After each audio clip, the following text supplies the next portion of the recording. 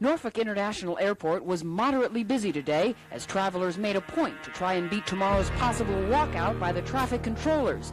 Though some were set to leave today, others were changing their reservations. Well, I have to go tonight. I'm going to Jacksonville on business. And you're able to get a ticket? Yes. Well, I'm on kind of like a standby thing. We just sent our child out to California, and he was scheduled to go today. And I definitely want my son back, so I hope they settle it very quickly. I'll be leaving Thursday for our national skating meet in Texas, and we were just wondering, if we were going to be able to go now. Airport officials say today's crowd wasn't as large as when the controllers threatened to strike in June, but ticket agents say they've been plenty busy all the same. During our pushes, it's been like a zoo out here. We've had a lot of our flights have taken some delays due to congestion. I would say that all the passengers are trying to get out early. Officials say if the controllers do decide to strike at 7 tomorrow morning, there could be a reduction in many of the flight schedules. In Norfolk, Penny Williams, The Daily News.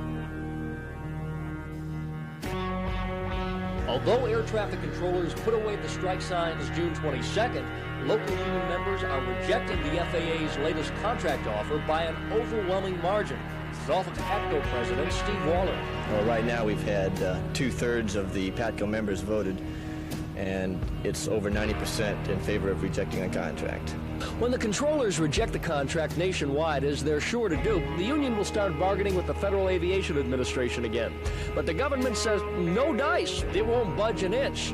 And if that's the case, one thing seems certain. That's how air traffic controllers in Chicago reacted when they saw the latest government proposal. And Waller says a strike is a real possibility. That if we go back into negotiations and the FAA does not budge, I think that we'll have to strike. Waller hints the strike may be timed to coincide with Congress's adjournment to cause as much inconvenience as possible to members of the House and Senate. But if the strike comes, and that's likely, there's no question what Norfolk controllers will do. They will strike. In Norfolk, Mike Deason, The Daily News. We are on strike. That's how local patco president Steve Wallert announced the beginning of the walkout in Norfolk. Then Wallert, surrounded by area controllers, charged the skies are unsafe and said there could be a tragedy. When the civilian controllers in France went on strike, the French government attempted to run the traffic system with military controllers. Within 72 hours, there was a mid-air collision. I would hate to see that happen in the United States. But at the local FAA office, where security has been beefed up to prevent any sabotage, Tower Chief Bill Commander says it's as safe to fly today as yesterday. If it's not safe, we're going to keep them on the ground. Let's slow things down and not handle as many airplanes, but safety is the first consideration. The operation will be safe, I can assure you. But many passengers we talked to had their doubts. A little nervous that I have to go. A little bit uneasy. Meantime, flights were running surprisingly smooth, although U.S. Air was forced to cancel most of its schedule. Other carriers were keeping a fairly normal pace, and so they hope to be able to tomorrow. If you do have a flight tomorrow morning, the Norfolk Port and Industrial Authority suggests you call your airline, confirm your reservation, expect delays, and they add it wouldn't hurt to cross your fingers. In Norfolk, Mike Deason, The Daily News. You can't sit and negotiate with a union that's in violation of the law and their oath. With those words, President Reagan told the air traffic controllers to be back in the towers Wednesday morning or they'd be fired and face prosecution. I don't care whether he fires us or not.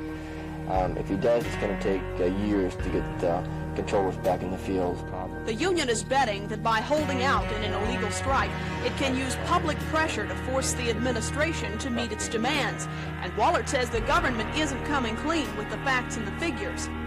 The only raise we got was the same raise as other federal employees, 4.8% in October. Passengers who've been playing a kind of traveling Russian roulette have been unavoidably swept up in the strike rhetoric. I myself feel it's a tedious job. A lot of pressure is placed upon these men. After all, many lives are in their hands every single day. I imagine most people are in sympathy with them. They've got the same responsibility as any of the military personnel, and I just don't buy this arbitrary strike. I have to go for the union, yeah. Federal employees have an obligation to play the game as other federal employees are doing. Many passengers who might otherwise support the air traffic controller's demands say the Reagan administration simply cannot afford to set a precedent for federal strikes. The airlines, on the other hand, are looking at it from an entirely different perspective. Eastern alone is expected to lose $10 million a day from this strike, and airline employees say if it's not settled in 2 to 3 days, they're expecting massive layoffs. At the Norfolk International Airport, Kathy Mitkiff, The Daily News. Norfolk controllers are standing strong in their vow to stay off the job. Despite President Reagan's threat to fire controllers who don't report for work by 11 a.m. Wednesday, local PATCO President Steve Wallert says he isn't worried. What's the president going to do when we all get fired? What's the United States government going to do when 13,000 air traffic controllers are out of work? Wallert says it would take years to train enough people to replace all PATCO members, and he once again charged the skies are not safe. Yesterday they had a near midair over in New Jersey, 15,000 feet between, I believe, an Air Canada and a New York Air. I don't want to predict there would be an accident. The possibility exists that there could be an accident, a serious one. Meantime, here at Norfolk International Airport, officials said about 80% of the scheduled flights were operating. That compares to about 65% yesterday. But still, there was plenty of confusion. Airlines are telling passengers to expect delays, and most ticket agents say connections in other cities are iffy at best. Passengers are also being warned to pick up their luggage at each stop rather than depending on the airlines. Some carriers are refusing to board unaccompanied children for fear they'll be stuck at an airport. Once again, if you're flying tomorrow, officials warn you should call the airline you're taking before leaving home. In Norfolk, Mike Beeson, The Daily News.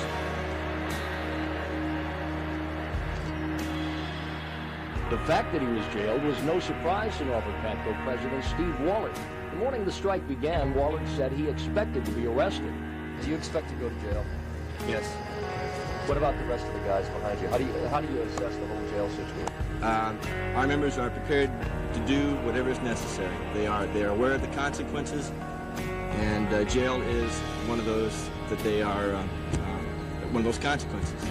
Local PATCO members had 2 news conferences, one an emotional one with wives and children, and then a late afternoon session where Wallert's wife, Connie, told reporters she had talked with her husband. The only thing that I can tell you is that I am extremely proud of my husband, what he has stood up for, and for every member of PATCO and every striking controller in this country.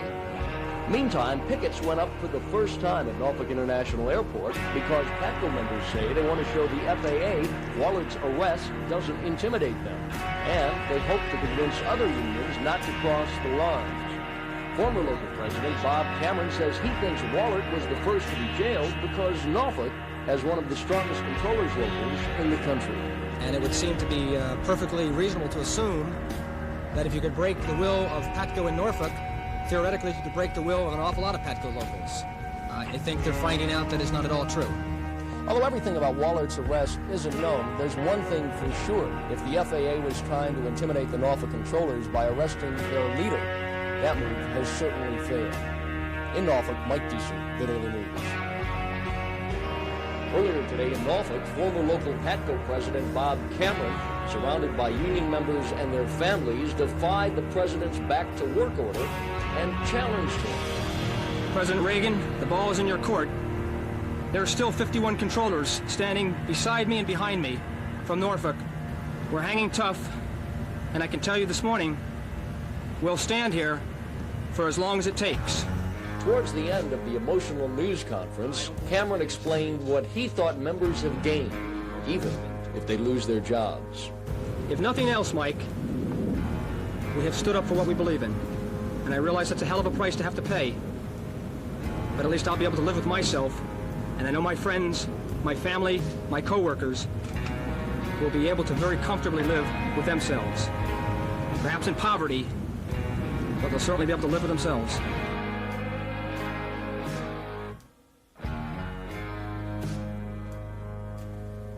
For striking air traffic controller Gary Lohr and his wife Chris, this past week has not been an easy one. I stopped reading the newspapers because they bring you down and put you in such a bad mood and depressed. You really feel like they are breaking you, but they're not. we're strong. I guess the thing that bothers me most is that people think that we're out for a lot of money, which just simply isn't the case. 8 out of every 10 air traffic controllers in this country have said we're not going to go back to work. And there has to be a reason for that, because we're reasonable people just like everybody else. And I would hope that the president would realize that, but I don't think he has. Gary says he was prepared for his firing, which came yesterday.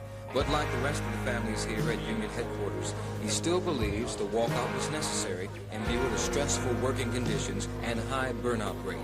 As far as the prospect of unemployment, we all realized when we made this move that that possibility was there. But we feel so strongly about what we're doing that we're willing to face that.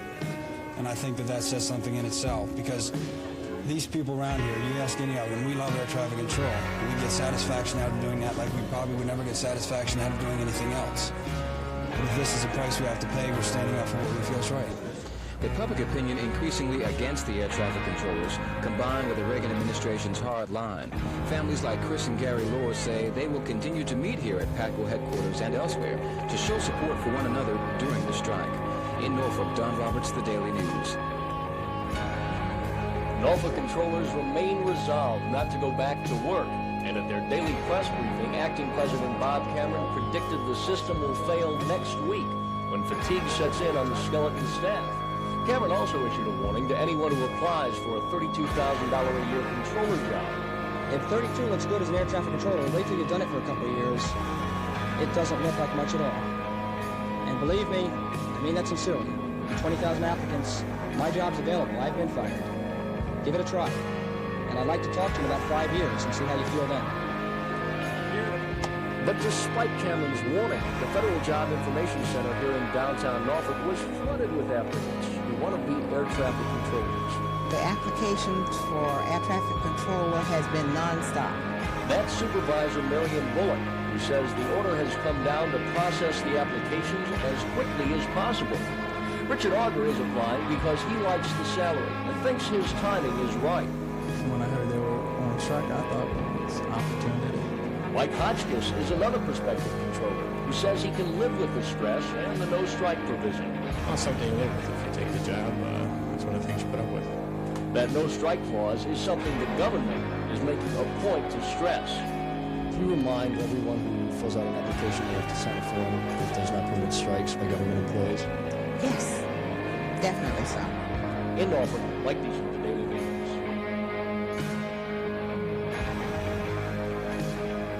Moments after airport officials spoke, the air traffic controllers were denying that operations were running smoothly in the control towers. When I work 40 hours a week, I'm damn tired. I don't know how the hell they're going to work 52 or 62 or 72 for any length of time at all. Bob Cameron and Steve Waller had planned to reveal new information on what they say are deficiencies in the system. But that information was late in arriving, so the two officials gave a progress report instead. They say it will be pressure from the airlines that will force the government to reopen negotiations. We can't continue to have the FAA spokespersons and the airline industry spokespersons stand arm in arm and say, we'll accept a 25% loss in revenue, we'll operate in the red indefinitely to see this thing through. But the union members will likely feel the financial strain sooner than the airlines will. Some of them spent as many as 6 months preparing for this strike, and Wallert says it'll be a long time before he'll be convinced to give it up. The FAA hasn't replaced 12,000 controllers yet, and until they do, then it will be futile. The resolve of the fired air traffic controllers appears to have been strengthened, at least temporarily, by Steve Wallert's release from jail. But officials admit there will come the time when the energy that is being put into the strike will have to be put into finding other jobs. At the Norfolk International Airport, Kathy Midkiff, The Daily News. Despite the slowdown in air traffic at airports elsewhere in the nation, Norfolk International is operating 80% of its scheduled flights. The planes leaving Norfolk are 55% full, which officials say is about average for this time of year. Without this strike, there would have been a substantial increase in passengers. Projections show more than 202,000 passengers will arrive or depart from Norfolk during the month of August. But they point out it's almost business as usual, with only one city, Atlantic City, New Jersey, not being serviced. On behalf of the airlines and the FAA, the Port Authority as operator of the airport, want to emphasize that we continue to have a viable schedule of air service operating from Norfolk International Airport to serve Southeast Virginia and Northeast North Carolina. Representatives of the Airport, Airlines, and Federal Aviation Administration quickly dismissed public fears that the controller's strike has meant incompetent replacements and lessened safety in the nation's skies. That is strictly untrue, because all the people in the tower are qualified, certified, and they are physically qualified. And these people that are in the tower that are working now are people that have trained those people that are out on the picket lines right now. Convincing the flying public, many of whom have shied away from air travel during the strike, that the airways are indeed safe may be a major feat. But the airlines and the Norfolk Port Authority are vowing to do just that as they try to return to their normal schedules. In Norfolk, Ava Hurdle, The Daily News. Planes are still flying. You see them every day, and from all the comments you hear, they seem to be flying pretty safely. As the third week of the strike began, little has changed on the picket line. But there has been some movement in air traffic control. The FAA is beefing up its forces with 11 new controllers from the military and the Richmond Airport. As soon as we can check them out, we'll start filling in some gaps, and it will help the people to work less on the positions and get a little bit more rest. But patco members call the move a dangerous one. The union contends that it will take the new controllers at least a year to learn the job. Because in Tidewater, there's more traffic, more airports, and more sophisticated equipment. Belly Commander and the FAA's contention that they can have these new people, controllers from Richmond, controllers from the Navy, have them qualified in 1 month is erroneous and it's dangerous. I don't quite agree with that. We feel like within a 30-day period of time, we'll have them check out on at least one position, and they're giving us a lot of help in the facility. No matter how long it takes to train the new controllers, a month or a year, the FAA wants to keep them here at least for 4 months, and they could extend the contract. In Norfolk, Chris Cahoon, The Daily News. If we're off the job, the skies are not safe, pure and simple. Patco's local president, Steve Wallert, has been saying that since the outset of the strike, but now there are figures to back him up. An independent firm, Aviation Safety Institute, has documented nearly 40 incidents of system errors and so-called near misses. One airplane or both airplanes have to take a drastic maneuver in order to avoid hitting something. System errors, mistakes that result in planes that are already flying coming a little bit too close together to meet specifications. Well, the FAA reported that before the strike, system errors occurred at about the rate of fewer than 2 per day. But since the strike, based on these figures from the Aviation Safety Institute, between the hours of 6 a.m. and 10 p.m., more than 16 of those system errors occurred, 16 per day. None of the reported errors occurred here in Norfolk, but near misses requiring evasive action did happen in San Diego, in New York, and in San Francisco. Today, for the first time since this strike began, we were allowed inside the air traffic radar room and the control tower. We found operations routine, calm, almost business as usual. The tower chief puts it this way. No chaos, it's very smooth, it's routine, and very safe. If anything, things are smoother and quieter now than they were before the strike occurred. Cover up is a hard word, but I think they're trying to suppress as much information as possible. Patco says the numbers bear out the danger, and that while incidents of error occur routinely, Wallert contends that during the strike, the rate is higher than normal, and so is the danger of flying. In Norfolk, Howard Joffrey, The Daily News.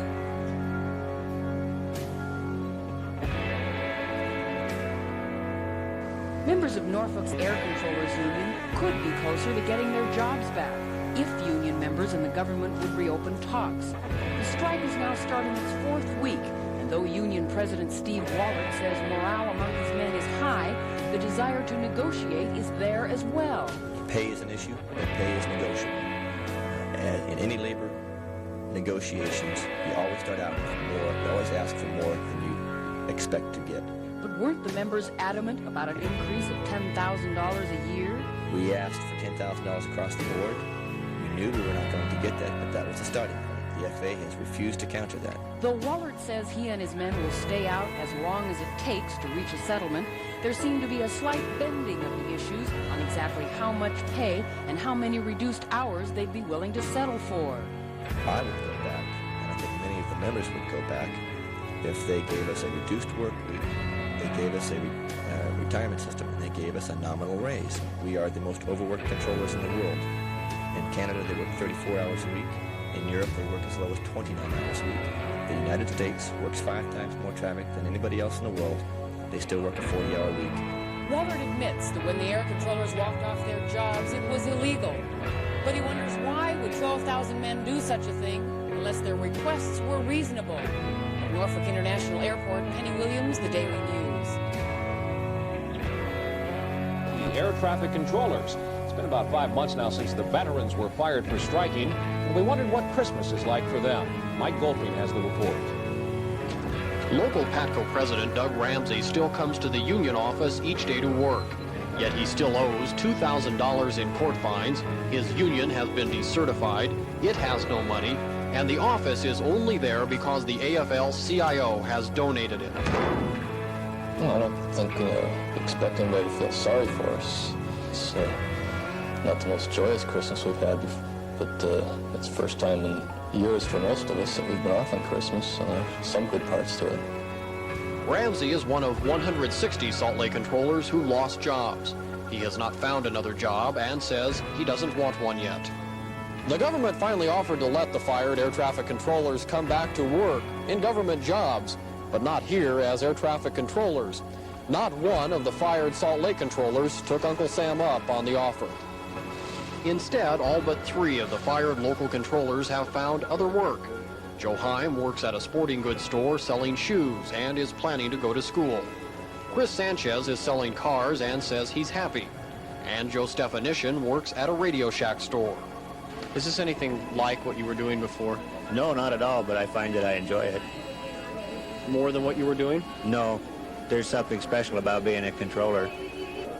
A scant few of the fired controllers make the same money they did as government employees, and the public doesn't seem to feel sorry for them. Not one little bit. Not in the least. Most of the controllers feel they will still get their old jobs back via the courts. One reason Doug Ramsey continues to come to the office.